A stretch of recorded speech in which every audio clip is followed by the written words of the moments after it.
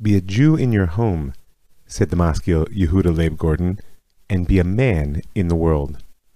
Well, I'd like to believe I'm a Jew no matter where I am, and man enough to be one both at home and in the world. I'm Rob Mike Foyer, and this is The Jewish Story.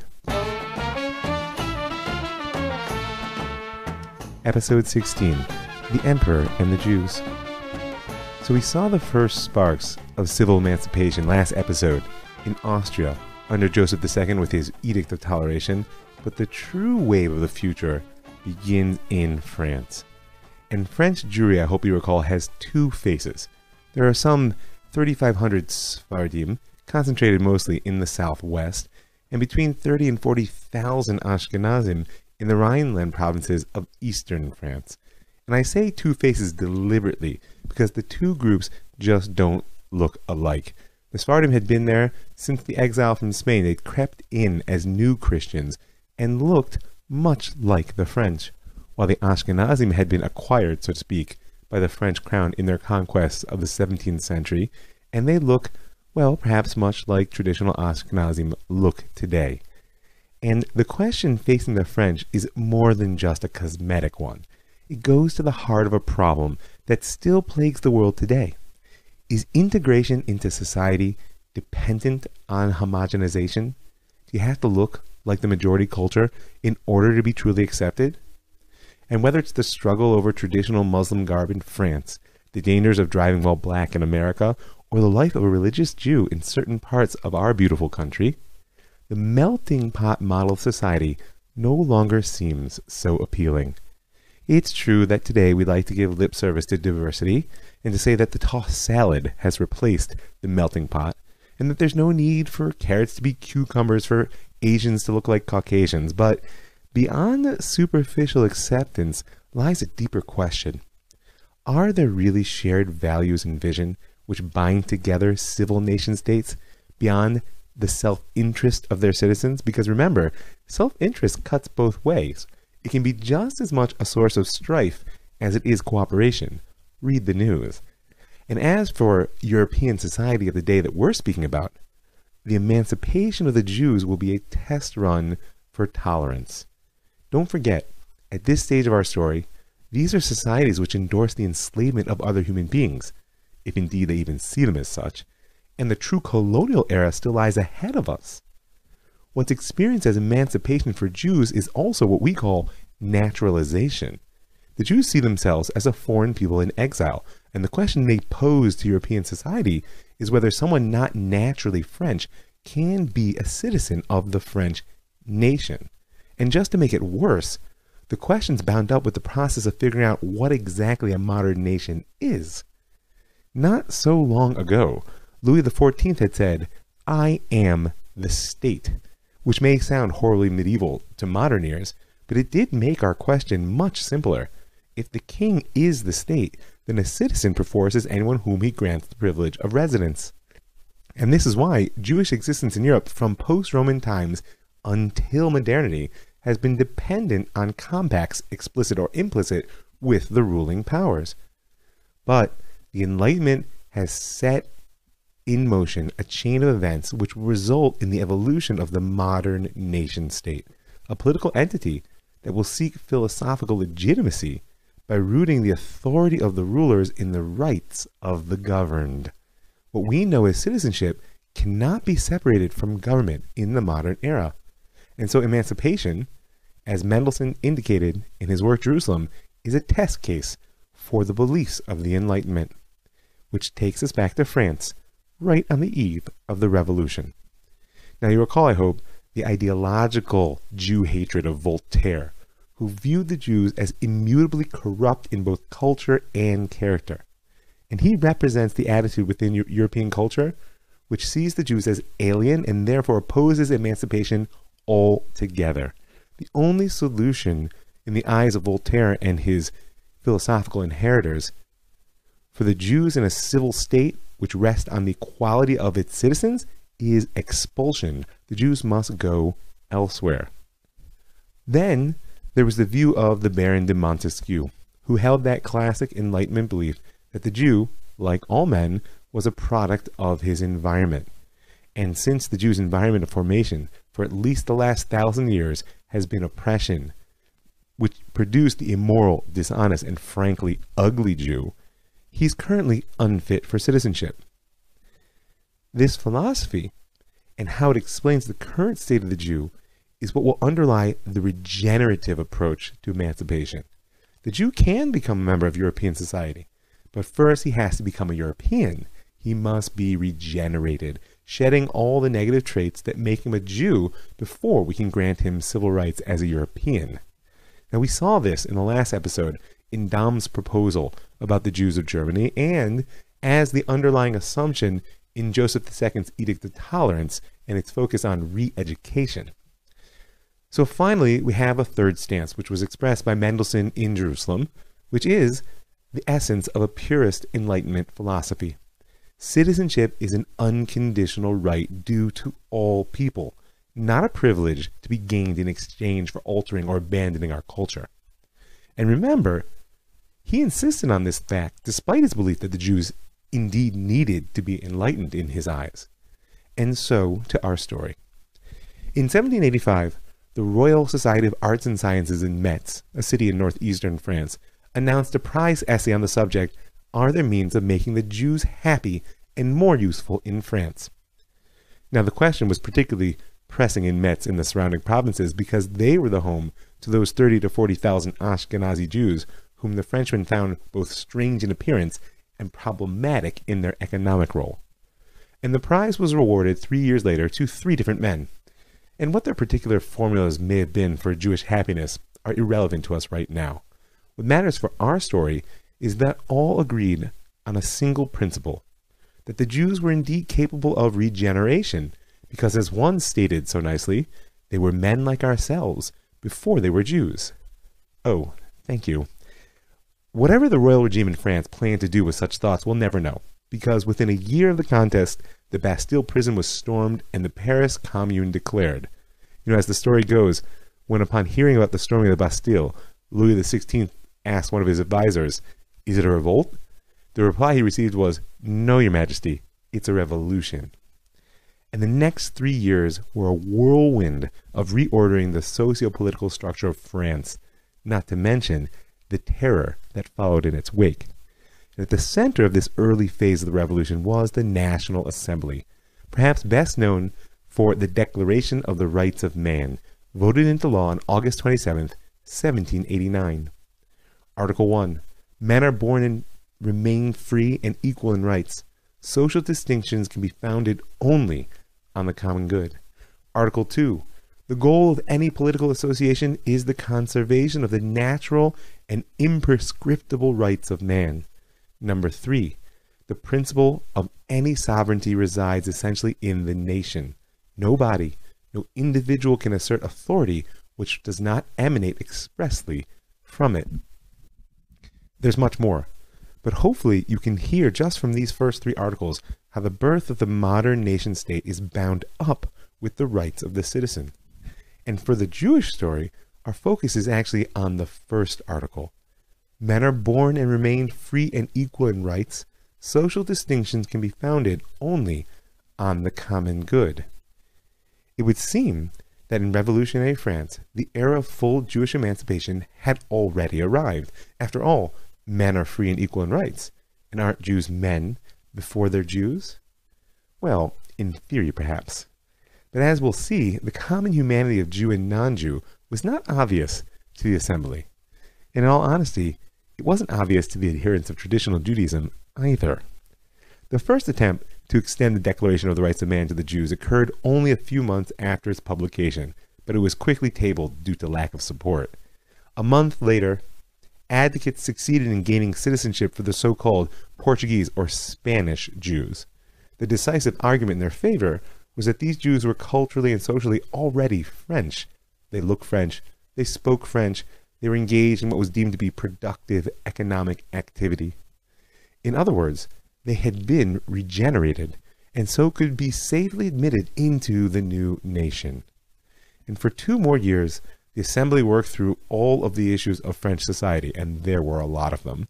And among them, they returned repeatedly to the status of the Jews.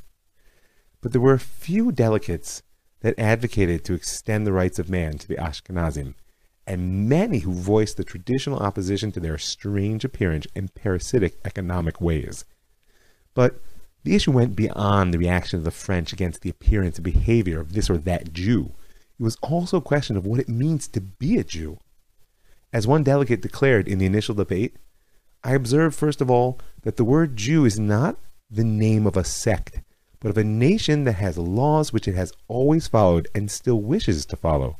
Calling Jews citizens would be like saying that without letters of naturalization and without ceasing to be English and Danish, the English and Danish could become French.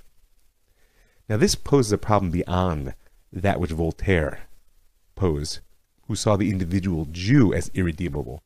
It's a concern which will plague the existence of the Jew throughout the rise of the civil state, that the Jews aren't a religion like Christianity. We're a nation. And a fear which will be repeated by many opponents to unconditional emancipation will be that the Jews will become a state within a state.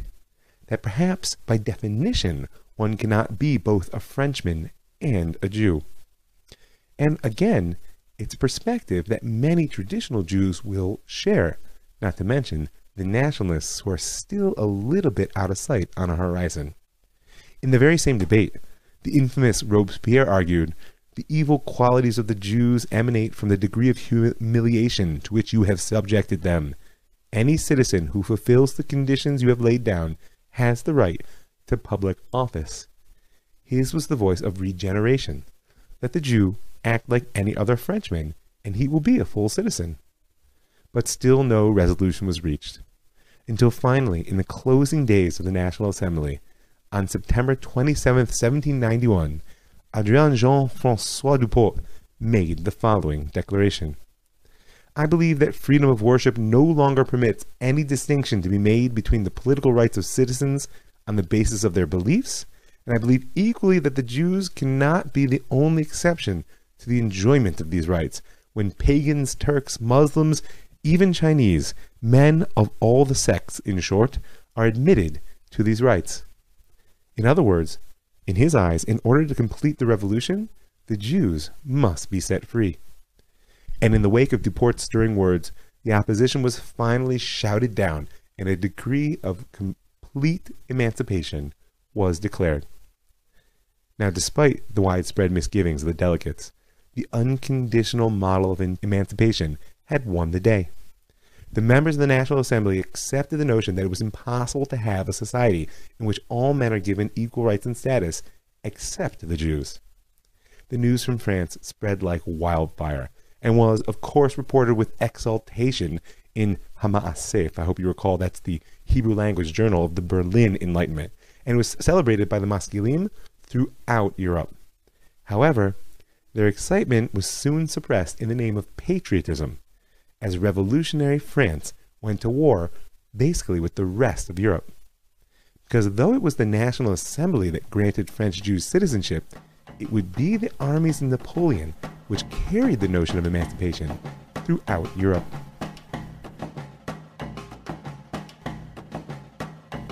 The French Revolution may have liberated the Jews, but it did not assimilate them.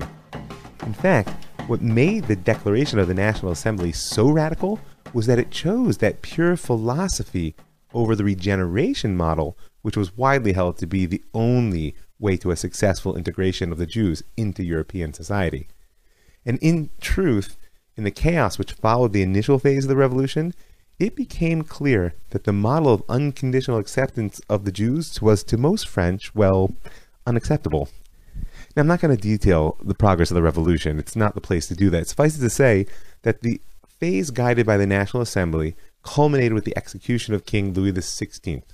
Then years of external war and internal terror followed, until ultimately Napoleon Bonaparte emerged as first citizen, protector of the revolution, and finally Emperor of France. But was Napoleon good news for the Jews? And as usual, it depends on who you ask. At first, it's clear he was hailed as a liberator.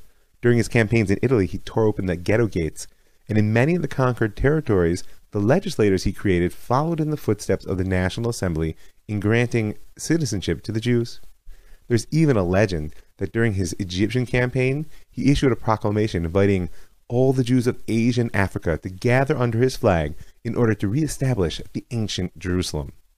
But back home in France, things were a little less straightforward. Napoleon had already pulled back from much of the radical momentum of the revolution.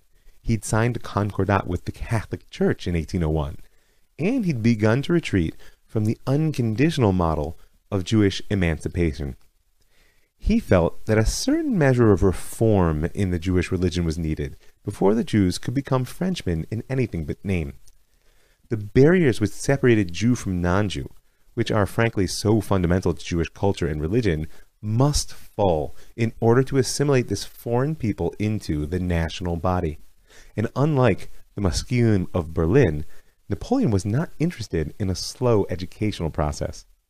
In April 1806, the emperor summoned an assembly of Jewish leaders, the lay and rabbinic notables of France, and he presented them with a set of 12 questions. And soon, realizing that if the deliberations of such a body were going to be authoritative to the Jews, it had to consist primarily of rabbis, Napoleon directed that assembly to invite all the rabbis of Europe to convene for a new Sanhedrin. Right? That's the name of the Jewish high court that had ceased to exist back in late antiquity. And in fact, this was its first reconvention since late antiquity, if you could call it such. And his goals were clear. I quote, "The principal aim in view was to protect the Jewish people, to come to the help of the countryside, and to free some departments from the disgrace of having become vassals to the Jews.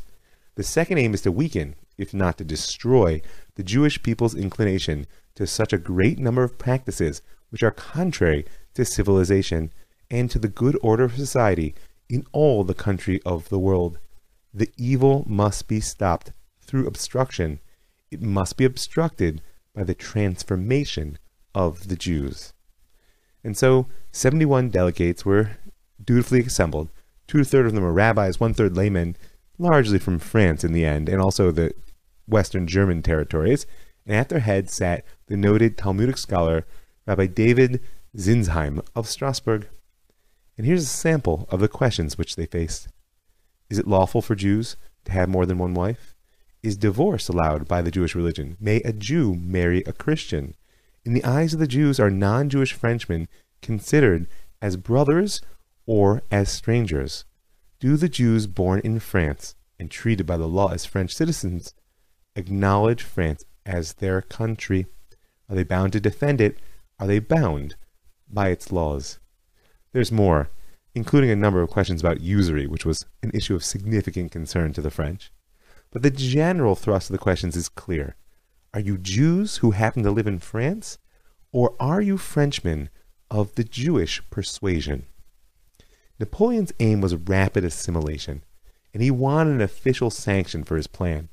He expected the rabbis to give him a clear Jewish answer to which he could point when he made the citizenship, which had already been granted, conditional on the reform of the Jewish religion.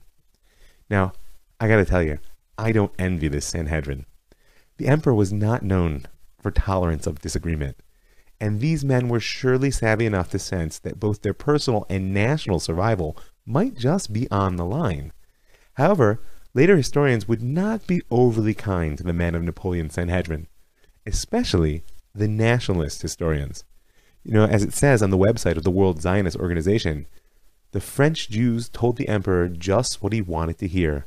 All the Jews were cowed, defining themselves as Frenchmen of the Mosaic persuasion, hair-splitting and somersaulting their way out of the situations in which Jewish custom or law contradicted French law. These Jews ripped Judaism from its moorings. Ouch, that's a judgment. Now, other historians would be less judgmental, claiming that the rabbis of the Sanhedrin didn't yield any real ground, and frankly that they used all the Talmudic logic at their disposal to give an honest answer which would still pacify the emperor.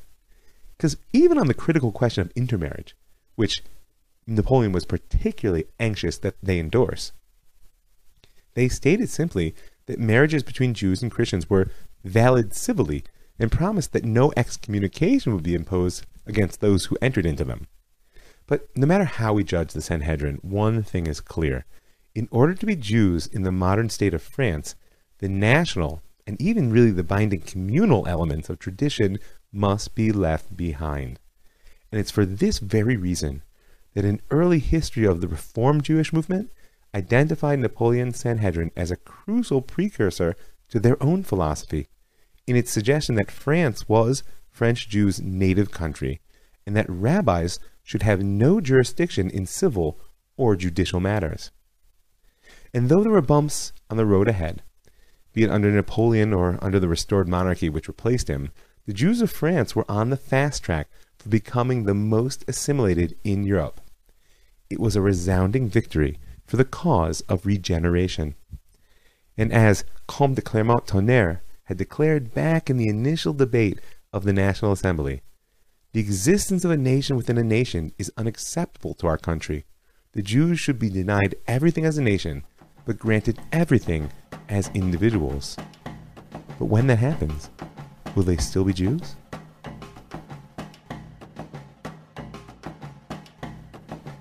Meanwhile, back in Berlin, right?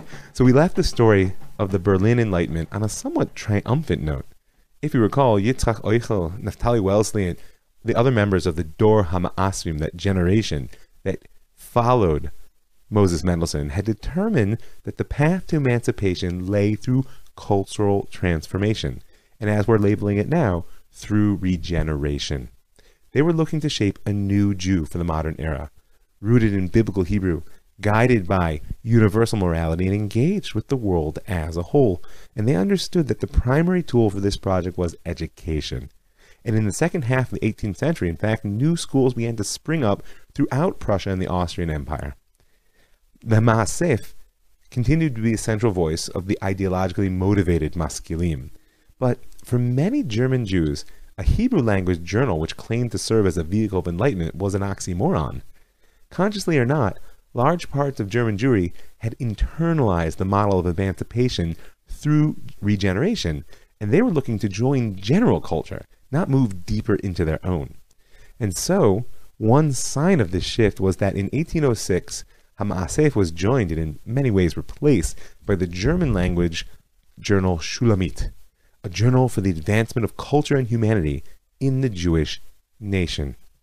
And in fact, it might just be that the cautious and still largely traditional nature of these early enlightened educators caused them to move too slowly to prevent disaster.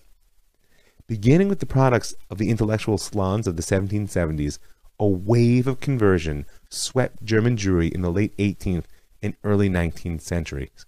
It was so severe that the 19th century Jewish historian Heinrich Graetz would call it the Tauf-Epidemie, the epidemic of conversion. At its height, 1 in 7 Jews were leaving Judaism to join Christian society. And it's true, conversion is not a new phenomenon at this point, but the Tauf-Epidemie was different. This was no longer a trickle of Jews who lived a marginal existence, converting in hopes of better life. This was now the economic and intellectual elite. Because in the generation following Mendelssohn, the Maskilim had progressively come to see Jewish practices as superfluous in the face of the religion of reason, and even harmful insofar as they were, practically speaking, the chief barrier which stood between the Jew and full participation in non-Jewish society. And so in the schools they built, the focus was on subjects which would prepare young Jews for citizenship in non-Jewish society. Their approach to Jewish learning was selective at best, emphasizing the universal moral doctrines of Judaism and often leaving out entirely the classic Talmudic and halachic foundations which actually allowed one to live as a Jew in the world. And thus, a generation was born for whom non-observance of the law was a defining characteristic of enlightenment. But there was still a tension, because though many found the practices of traditional Judaism increasingly irrelevant, they still saw the tradition as a legitimate model for being Jewish. I mean, hadn't their hero Mendelssohn himself insisted that the law was binding on all Jews? There's not yet a coherent philosophy of reform which could offer a systematic alternative, and so educators picked and chose as they saw fit, and the hallmark of non-observance was laxity rather than ideology. And in fact, many of the converts of this era were not seeking Christianity as a religious alternative. They were just rejecting a Judaism that they saw as outmoded. What they really wanted was access to the non-Jewish society, which they had already partially joined, and for which they'd been prepared by the schools of the Maskilim, and an enlightened version of Christianity didn't seem too high a price to pay. As the poet Heinrich Heine said before his own conversion in 1825, becoming Christian was simply the entry ticket to European culture. In 1799, David Friedlander, a disciple of Mendelssohn while he lived, actually published an anonymous proposal suggesting that the Jews of Germany would join en masse the Protestant Church if they could be allowed to keep their reservations about Christian dogma, meaning not accepting the divinity of Jesus of Nazareth, and be allowed to confess only to the religion of nature. Needless to say, even the most enlightened of Christian pastors was unwilling to accept conversion on the basis of abandoning a core principle of Christian belief. But they weren't afraid of suggesting such a path to the Jews. Friedrich Schleiermacher, the founding father of modern liberal Christian theology, actually gave the most telling response to Friedlander. He was a regular in the Jewish salons of his day and well familiar with the cultural struggles of Berlin Jewry, and Schleiermacher was more than happy to have the Jews convert, but not on the basis of undermining Christianity. Therefore, he suggested that the best path to widespread civil emancipation was for the Jews to establish a reformed sect, founded on the moral doctrines of Judaism and stripped of the traditional beliefs and practices which prevented the Jews from actually joining Christian society. Ironically, it may have been this idea, if not his actual suggestion, which stemmed the tide of conversion. At the very least, there were Jewish leaders who began to sense the need for a reformation of what it meant to be Jewish. And perhaps, at first unconsciously, they began to formulate a model of Judaism which would allow them to be Jews at home and men in the world. They were looking to regenerate the Jews, just like everybody else. An example is very telling. In 1806, the journal Shulamit published an anonymous article which offered a revolutionary new perspective on the classic Jewish concept of messianic redemption. It said that the Talmudic sage Shmuel of Nardia taught Ein ben Yemot Ele v'Yemot Mashiach Ele Shibud Malchuyot Bilvad. There's no difference between this world and the world of the Messianic era other than the servitude of Israel to the nations.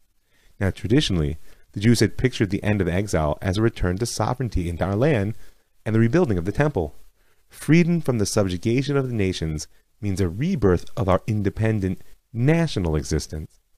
But, as we saw explicitly with Napoleon's Sanhedrin, and we can sense underground in the actions of the German Maskilim, national existence is increasingly seen as a medieval throwback. To these reformers, the Jew in the modern era is an individual, one who joins the non-Jew as a citizen of a state. They may differ in their confessional faith, but they're members of the same nation. And so the author of the article suggested that the proper understanding of Shmuel's statement that the only difference between this world and the Messianic era is our servitude to the nations is actually emancipation. By becoming equal citizens of the nations of Europe, the Jews are freed from subjugation.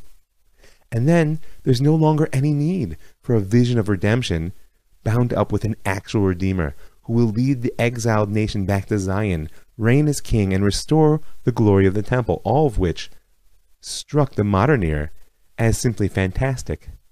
If we're willing to give up on such myths, says the author of the article in Shulamit, and find our home where we are, then the Messianic era is already upon us.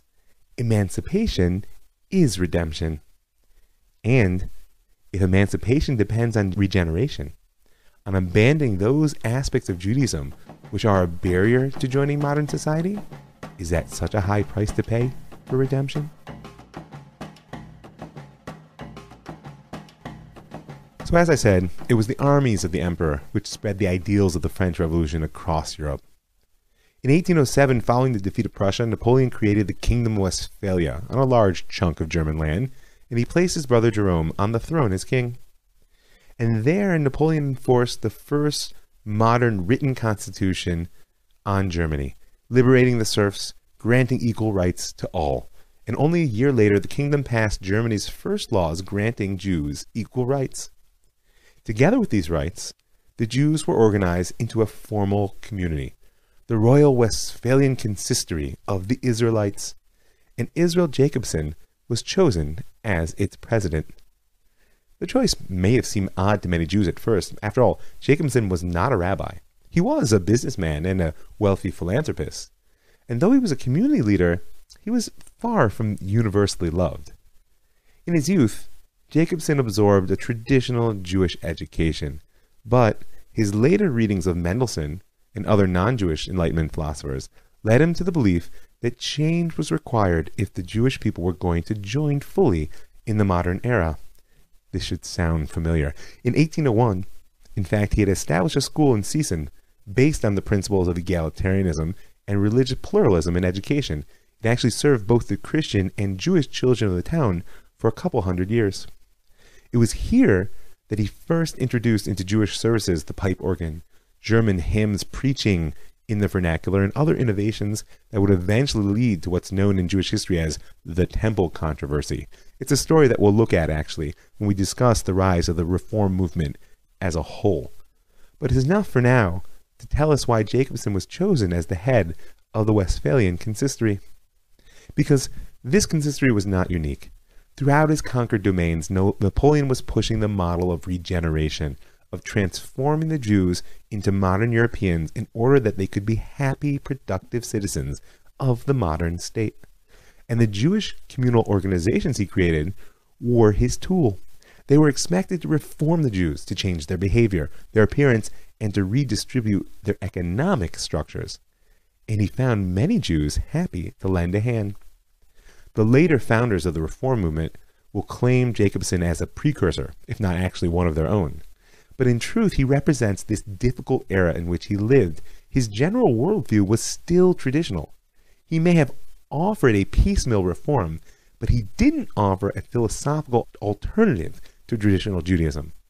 But nevertheless, Jacobson felt the full wrath of the identity he dared to challenge. People refused to pay their taxes to the consistory, and the heads of Jewish communities near and far condemned even the mild changes he tried to advance. And you have to remember that the principle, every action has an equal and opposite reaction, is not just a foundation of physics, it applies to society as well. And as the notion of regeneration gained traction, eventually flowering into a coherent philosophy of reform, so a traditionalist stance began to develop, which will eventually emerge as orthodoxy.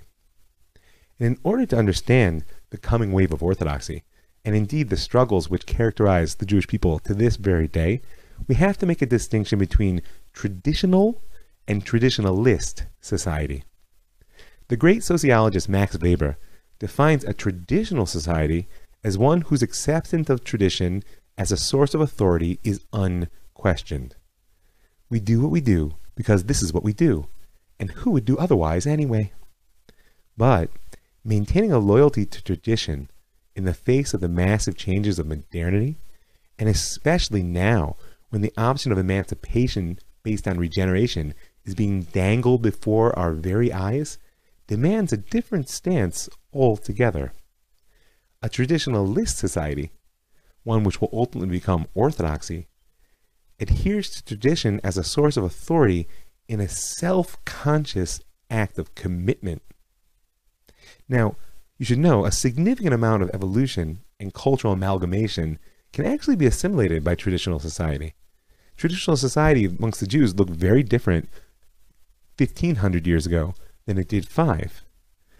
That slow pace of change in pre-modern times, the limited interest in critical perspective on traditional practice, which characterizes such societies, and their unquestioned authority actually gives them surprising flexibility. But in contrast, the deliberate nature of the choice of a traditionalist society, deliberate and self-aware nature of such a choice, to reject the alternatives requires a far more conservative stance. And this is why the mantra of the traditional society, which begins to emerge together with the Haskalah, is Chadash Asur Min HaTorah. Anything new is forbidden by the Torah. It's a play on words, actually, coined by the great rabbinic leader of the early 19th century, Rav Moshe Sofer, best known as the Khatam Sofer. The original meaning is a rabbinic phrase which deals with the prohibition against eating the new season's grain until the proper time. But under the guidance of the Khatam Sofer, it became a rallying cry against change itself. As the great sage said in one of his Shuvot, his responsa, it is necessary to be one who preserves the Torah. Our sages warned against those who provide an opening and seek leniencies for the radicals of our people who desire them. If these radicals find a minute crack, they will greatly expand it into a breach. Therefore, it is best to elevate and exaggerate the nature of the prohibition. In other words, even if something might have been permissible to change, now, because of our opposition to change itself, it becomes forbidden. Chadash Asur Min HaTorah. And we can hear in his word already the echoes of the culture of stricture, which is the defining characteristic of orthodoxy down to this day. In 1806, the Khatam Sofer founded a yeshiva in Pressburg. Notice the date. Just as the Maskilim were marshaling the tools of education to regenerate the Jews of Europe, the rabbis began to marshal them in order to preserve the world from which they came. Now, the emergence of a competitor to traditional Judaism is hardly a new phenomenon in our story. From Christianity to the Karaites and others we don't even need to get into, there have always been those who claim to represent rival traditions and claim for their traditions greater authority. What's new now is that modernity, and ultimately the reform movement that embodies it, will assert the idea that tradition itself should be abandoned and change embraced. When the alternative to traditionalists is progressive, then change itself becomes the primary threat. And thus the Khatam Sofer pushed the idea that change itself had to be opposed. Now ironically, this claim to unchanging traditionalism is one of the greatest innovations ever in Judaism. And as a response to modernity, it will threaten to stick the emerging Orthodox movement into a reactionary posture. And we're going to speak more in a coming episode of the actual Reform and Orthodox movements which will take form out of these competing instincts to regenerate or to preserve. But for now, there's one last element in the mix of European Jewry which we haven't mentioned for some time, and they'll take us back to Napoleon. In 1812, Napoleon's Grand Army invaded Russia. It was the final stage in the emperor's ultimate goal of liberating Europe by bringing it under his control. And as the liberator approached, Rabbi Shneur Zalman of Liadi, that founder of Chabad Chassidut, the disciple of the great Maggid, who we last saw in his defense of Chassidut against the Vilna Gaon, wrote to one of his disciples, "If Bonaparte will be victorious, Jewish wealth will increase, and the prestige of the Jewish people will be raised, but their hearts will disintegrate and be distanced from their Father in heaven. But if Alexander," meaning the Tsar of Russia, "will be victorious, although Israel's poverty will increase and their prestige will be lowered, their hearts will be joined, bound, and unified with their Father in heaven." And the Alter Rebbe didn't stop short at spiritual predictions. He sent the very same chassid to whom this letter was addressed, Reb Moshe Meiselish of Vilna, to serve as a translator and spy in the French General Command. And there's no question that Reb Shneur Zalman shared the Khatam Sofer's evaluation of the threats of modernity which would follow in Napoleon's wake. And he also recognized the material benefits that attracted the Maskilim, the wealth and the grandeur of the Jewish people would indeed increase. But the Rebbe felt that redemption belonged in the hands of the Messiah and not in the hands of the liberator, and that it was better to suffer than to fall prey to a false Messiah. It seems, however, not all of the tzaddikim agreed. Some of the Rebbes believed that the freedom which followed in the wake of Napoleon was an expression of God's will. And in fact, there's a legend, which the Hasidim like to tell, of a contest that took place on the morning of Rosh Hashanah between Rabbi Shneur Zalman and the Maggid of Koznitz, and they were battling to decide the outcome of Napoleon's war against Russia. Now you should know, according to tradition, the sounding of the shofar on Rosh Hashanah, the first day of the Jewish New Year, affects God's coronation as King of the universe and specifically as master of human affairs for the entire coming year.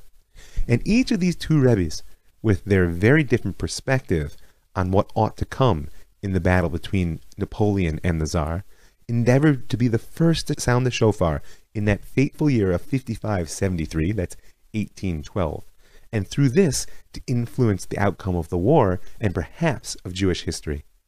The Magi of Koznitz arose well before dawn, dunked himself in the mikveh, and began his prayers at the earliest possible hour, speeding through them in order to reach the moment of sounding the shofar. But he'd already been defeated, because Rav Shneur Zalman actually deviated from the common practice altogether and sounded the shofar at the crack of dawn before he even prayed. The Litvak, as the other Hasidim called Rav Shneur Zalman, has bested us, said Rav Yisrael Koznitz to his Hasidim. And indeed, Napoleon's army would dissolve on the steppes of Russia, and much of the liberty he brought to Europe would be rolled back at the Council of Vienna, which reordered the continent after his total defeat in 1815. And that would bring to close the first phase in the struggle for Jewish emancipation. The Haskalah, the Jewish Enlightenment, wouldn't reach the Jews of Russia in their Pale of Settlement until mid-century, and we'll tell its story when the time is right. But I wanted to end this episode here, not just because it's a good story, and why not, because you have to know that aside from this struggle between the progressive and the traditional, between regeneration and preservation, there's always another force at play in Am Yisrael, and that's the mythic creative. Don't forget, the story that I'm telling, the Jewish story, is a story of the development of consciousness in its historical context. And the tale of these two dueling Rebbes shouldn't be discounted as a fantasy of the unenlightened. In terms of consciousness, the Baal Shem Tov taught us a very important lesson. And in terms of its role in modernity, he took the great philosopher of the Enlightenment, Kant, to a whole new level. The philosopher may have turned the tables on objective knowledge, right? Kant was famous for rooting knowledge and experience in the subjective as opposed to the external objective. But when the holy Baal Shem Tov taught his Hasidim that where our thoughts are, there we find ourselves, he taught them that we're not just knowing the world through our subjectivity, that we're creating it, that our consciousness is a partner in creation. In a real sense, existence itself, says the Baal Shem Tov, is a product of our subjective experience in relationship with the will of the Creator. And it's this stance which offers a power that lies beyond a reaction against the forces of tradition or against the forces of change. Because the holy Baal Shem Tov offered us an invitation to create a new world together with God. I just want to thank a few people. I want to thank all the people who give their hard-earned money to help make this show happen and keep it free and widely available, and I want to invite you to join them. Go right now to ravmike.com, and you'll see in the upper right-hand corner the opportunity to become a patron. Click that button and follow it through for a little bit of per podcast support. You can do it right now. I want to thank the folks of the Land of Israel Network for providing a platform which allows me to reach so many people across the world.